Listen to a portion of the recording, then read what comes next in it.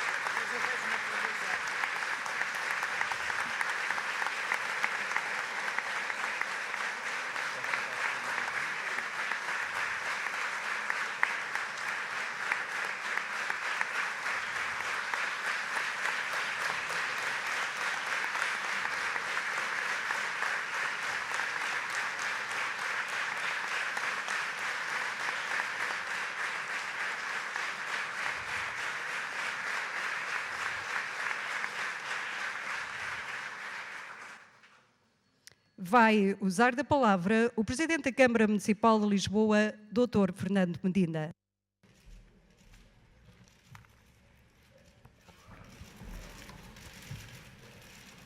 Senhora Presidente da Assembleia Municipal, Dr. Mário Soares, Dr. Jorge Sampaio, Senhores Vereadores, Senhores Deputados, Senhores Presidentes de Câmara aqui presentes, Senhores Presidentes de Junta de Freguesia, Senhores Deputados Municipais, Senhores Reitores, Senhores Dirigentes do Município, caros convidados, minhas senhoras e meus senhores, caro António. Assumo hoje funções com energia, com a vontade e com a determinação de tudo fazer para servir Lisboa e os lisboetas. Faço com uma enorme alegria, mas faço também com um sentimento de profunda humildade. Humildade perante a responsabilidade e a complexidade do cargo. Humildade perante a dimensão dos desafios que se colocam ao futuro de Lisboa. Mas humildade também por suceder a um presidente tão marcante na vida da nossa cidade. António Costa teve a arte de lançar e concretizar uma nova visão sobre a cidade. Congregou vontades e mobilizou a energia de muitos. Juntou o serviço público e o exemplo de cidadania da Helena Roseta, com a determinação e a alegria do Zé Sá Fernandes, à visão do Manuel Salgado, o arquiteto mais marcante das últimas décadas da cidade. Assim, tornou possível aquilo que aos olhos de muitos antes era impossível. A expansão da construção nova deu lugar à reabilitação do centro histórico. O primado do automóvel deu lugar ao espaço público, às praças, aos jardins, aos parques infantis. As inacessíveis colinas passaram a ver ao longe as bicicletas. A Câmara majestática e opaca ficou mais transparente e mais próxima dos cidadãos. Os bairros esquecidos reentraram na cidade e mais Tejo regressou a Lisboa.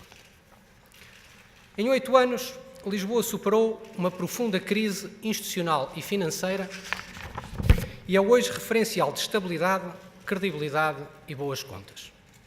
Pelo caminho, com o seu empenho, com a sua paixão, António Costa construiu uma relação única com a cidade e com as suas gentes, que lhe dedicam respeito, admiração e afeto.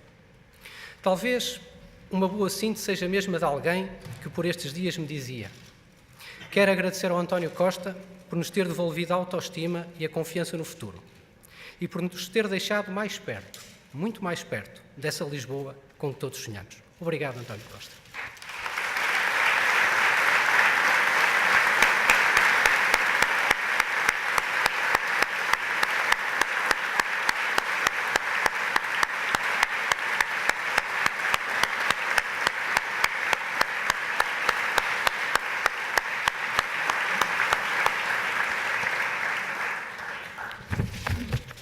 Minhas senhoras e meus senhores, a Câmara de Lisboa muda hoje de presidente e hoje reforçamos os compromissos com a cidade. Sai daqui hoje uma fidelidade renovada, um novo ânimo e uma nova energia em levar por diante os compromissos que assumimos para com os lisboetas. Agora que temos a casa arrumada e que dispomos de uma nova visão sobre a cidade, temos o dever de fazer mais e fazer melhor. É tempo de uma nova ambição. Em primeiro lugar, uma ambição de mais e melhor emprego. Lisboa tem uma responsabilidade com o país. Nos últimos anos, Lisboa transformou-se numa cidade vibrante e aberta ao mundo e tem-se afirmado como um espaço de modernidade, criatividade, inovação e cosmopolitismo. Estão aqui os atores-chave para a criação de riqueza, para a criação de emprego e para um novo impulso de modernização do país. São as empresas inovadoras, são as universidades e os centros de investigação, são as startups e os empreendedores, são os alunos Erasmus, é o turismo.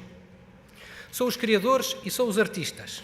São as empresas de serviços que nos escolhem para, a partir daqui, produzirem para o mundo. São os imigrantes que escolhem Lisboa para viver. No fundo, são todos aqueles que participam, competem e vencem no moderno mundo global. As dificuldades de crescimento do país não estão no Portugal moderno que já temos. Estão sim no facto de ele ser pequeno e de não chegar para todos. O caminho é, pois, simples de enunciar. É fazê-lo crescer de forma rápida e consistente. Temos, pois, que firmar uma aliança estratégica com os setores mais dinâmicos e mais modernos da cidade. Uma aliança para os apoiar e os fazer crescer mais rápido. Uma aliança para o crescimento e o emprego da cidade e do país. Para isto, temos de prosseguir uma segunda ambição, que é a de construção de uma melhor cidade. Uma cidade mais reabilitada, com mais praças, jardins e espaços públicos. Uma cidade com uma mobilidade integrada e eficiente, com modos suaves acessíveis a todos. Uma cidade com mais frente ribeirinha disponível. Uma cidade com mais animação, com mais liberdade de expressão artística e cultural. Uma cidade ecológica e com mais desporto. Uma cidade com melhores serviços públicos, com melhor limpeza, melhores pavimentos, menos desmazelo no espaço público e mais protegida das cheias. Uma cidade com mais pessoas. Ainda este ano daremos início às obras de requalificação de nova parte da frente ribeirinha, aos novos acessos em modo suave ao Castelo e ao Polo das Descobertas na Ribeira das Naus. Teremos assim, no final do mandato, uma frente ampla de Santa Apolónia ao Cais Sodré, totalmente renovada e que terá certamente o orgulho da cidade e do país. Ainda este ano terá início a construção da primeira das 30 praças em cada bairro, seguramente o projeto mais fascinante e mais transformador da forma como a cidade vive e como se constitui como cidade. Até ao verão, aprovaremos a revisão do plano de drenagem e iniciaremos os investimentos prioritários para proteger a melhor cidade das cheias. E já na próxima reunião de Câmara avançaremos com a repavimentação e reconstrução de mais de 100 ruas. Construir uma melhor cidade impõe ao mesmo tempo que nos mantenhamos firmes na defesa de um serviço público de transportes com gestão municipal da Carris e do metro. E que sejamos intransigentes igualmente quanto à concessão da linha de Cascais, onde não abdicaremos da ligação à linha de cintura e da resolução do atravessamento na zona de Belém-Alcântara. É tempo de pôr fim às consequências desastrosas da gestão da mobilidade ao arrepio das necessidades da cidade e da área metropolitana.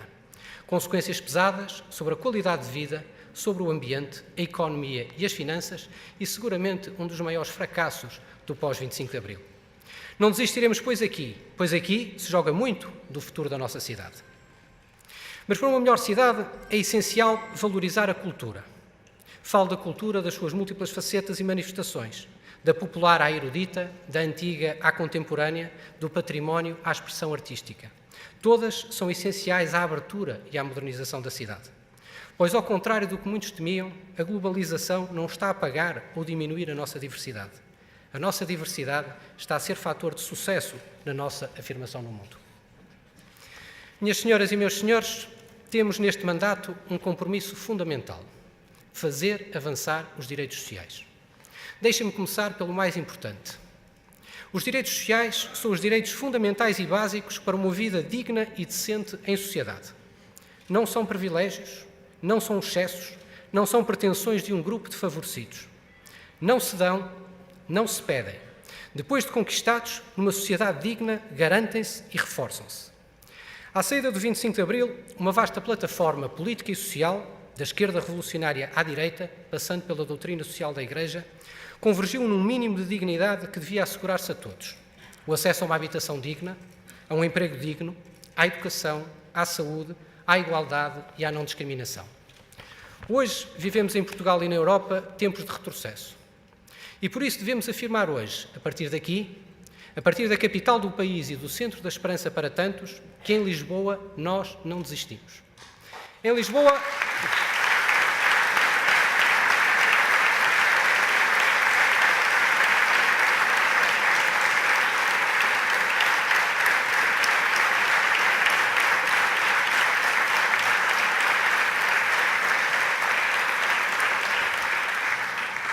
Em Lisboa, nós não recuamos perante as dificuldades da conjuntura, nem cederemos ao egoísmo do individualismo. Em Lisboa, sabemos que uma sociedade digna é aquela que olha para si pelos olhos do mais desfavorecido dos seus membros.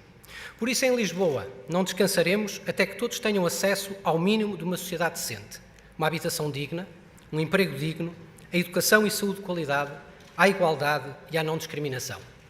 Quero, pois, anunciar aqui que assumiremos como prioridade até ao final do mandato lançar um vasto programa de habitação e renda acessível que permita, numa primeira fase, que 5.000 famílias da classe média possam voltar a morar na cidade por uma renda abaixo do salário mínimo nacional.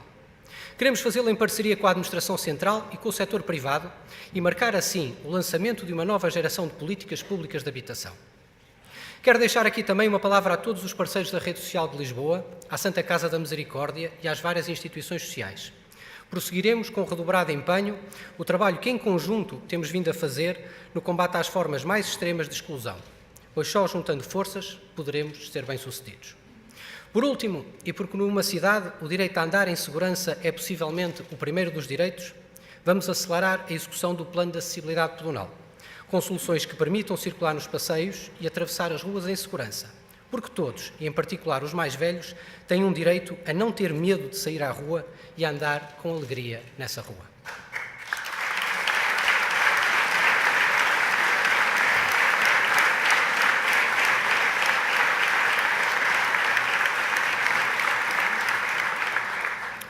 Minhas senhoras e meus senhores, levaremos a cabo este programa sem abdicar do princípio do bom governo: manter as contas em ordem, pagar a tempo e horas e reduzir a dívida. Gerir com rigor e prudência os recursos que são de todos é uma marca de que não abdicamos. Até ao final do mandato, vamos manter a Câmara de Lisboa como uma instituição capaz de pagar a pronto aos seus fornecedores. Repito, pagar a pronto, não a 60, não a 90 dias, muito menos fora de prazo.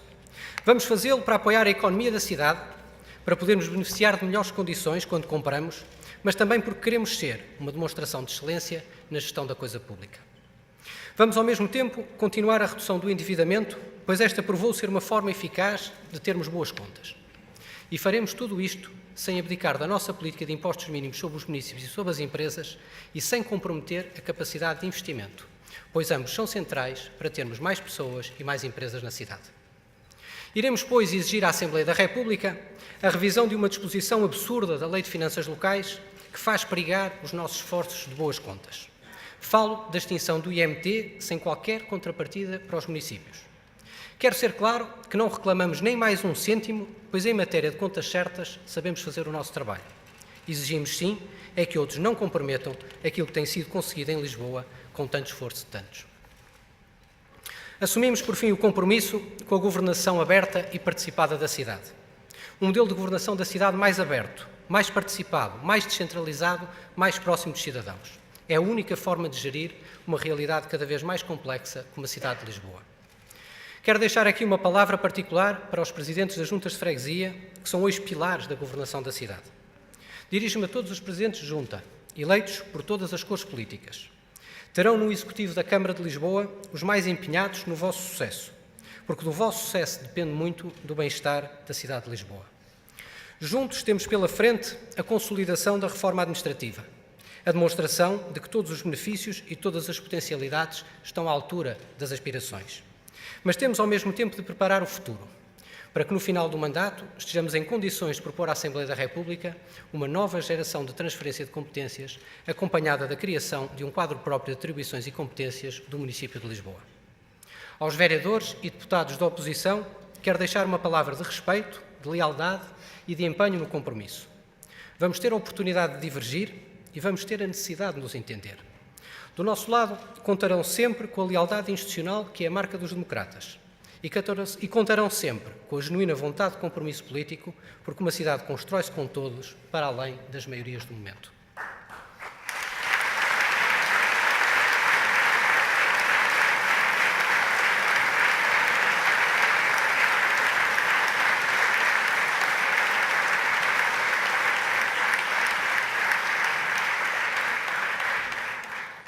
Aos trabalhadores do município de Lisboa e às suas estruturas representativas, afirmo a orientação de sermos um executivo empenhado na dignificação do trabalho e dos trabalhadores. Defenderemos, por isso, o direito às 35 horas e a autonomia do poder local na contratação coletiva. Continuaremos a investir no reforço e na dignificação do serviço público e na melhoria das condições de trabalho. Promoveremos o diálogo e a concertação. Minhas senhoras e meus senhores, sou o primeiro Presidente da Câmara de Lisboa que tem o privilégio de ter crescido sempre em liberdade e que beneficiou por inteiro das oportunidades únicas que Abril abriu. Devo muito do que tenho e sou ao esforço das gerações anteriores que lutaram e trabalharam para que Portugal seja hoje, apesar das dificuldades, um país livre, democrático e desenvolvido.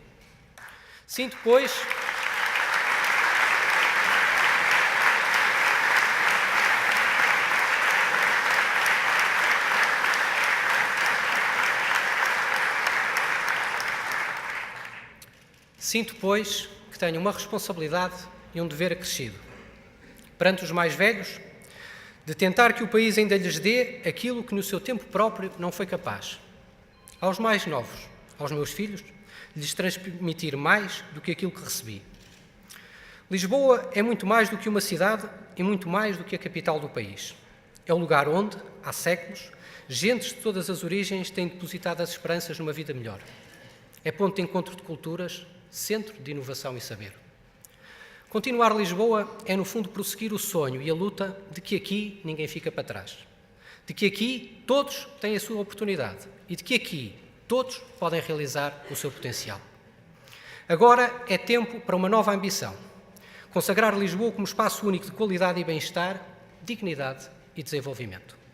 Partimos para esta missão com alegria, vontade e determinação, mas também com uma secreta esperança. A de que no final deste tempo possamos ter ganho o respeito, a admiração e o afeto do povo de Lisboa. Pois esta é, no fundo, a medida, a única medida que interessa para quem assume a honra e o privilégio de cuidar da cidade de Lisboa. Viva a cidade de Lisboa!